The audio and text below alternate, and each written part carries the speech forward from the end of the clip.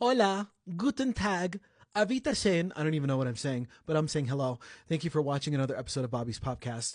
Wherever you're streaming, I'm on there. Also on TikTok, Instagram, YouTube, so you can watch me as well as hear me. I just wanted to say that this podcast is going to be juicy, like fresh squeezed juice. So are you ready? Are you ready? I think you're ready. There are tabloid reports. Keep that in mind. It's like the Inquirer, Star Magazine. Back when I was a kid, my mom and my aunt used to hoard them in the bathroom so when people were pooping, they could read them. And that's where I found my love of pop culture. Crazy story. George and Amal Clooney, word is they're separating. He's in New York preparing for his Broadway debut, which I didn't even know he was going to be doing that. She's teaching at Oxford in England. Ooh, very prestigious. Oxford in England.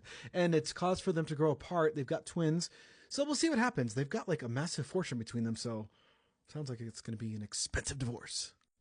This is wild. They compiled a list of actors who turned down $1 billion offer for movies. This includes Robert Downey Jr. in Deadpool and Wolverine. They offered him so much. That is so much money. Actors who turned down $1 billion movies, I should say he wasn't offered $1 billion. Let me rephrase and correct. He was offered a special role in Deadpool and Wolverine. He said no, and that made $1 billion at the box office. Pretty good movie. Josh Brolin turned down Jurassic World, which made $1 billion at the box office. I think he would have been a great addition to that one.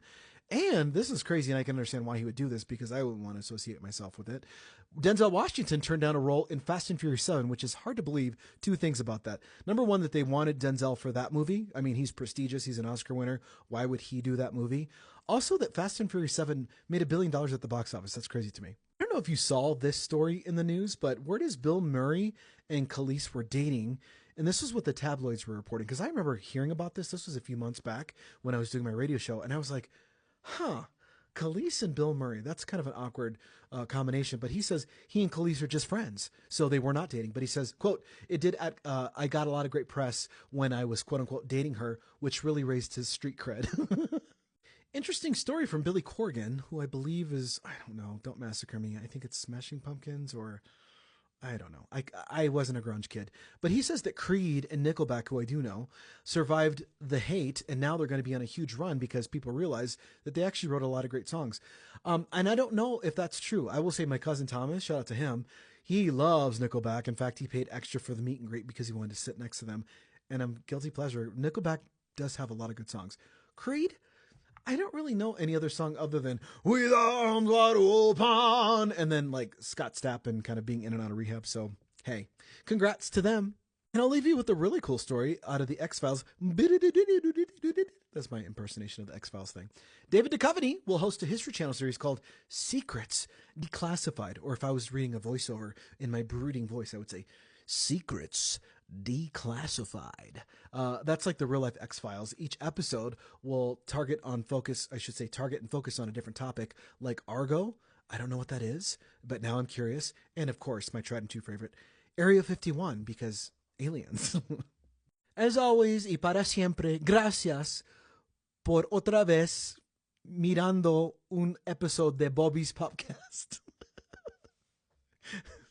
Don't hate me or don't judge me for my lack of Spanish skills. I learned it when I was 14 years old from a white lady in Atlanta, Georgia.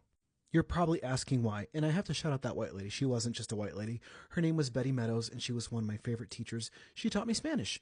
She had a southern accent. She goes, "Hola, ¿cómo está?" That's how she spoke. Anyway, why you're asking to learn Spanish from a white person instead of my Hispanic parents? That's a great question. I'm glad you asked. Because my mom was a Mexican immigrant. She came here legally. She got her citizenship when she was 25, but her family immigrated legally. My grandfather ran like this cattle ranch in Wyoming. So they kind of did like the Little House on the Prairie thing. But she was college educated, went to school in the city in Chicago.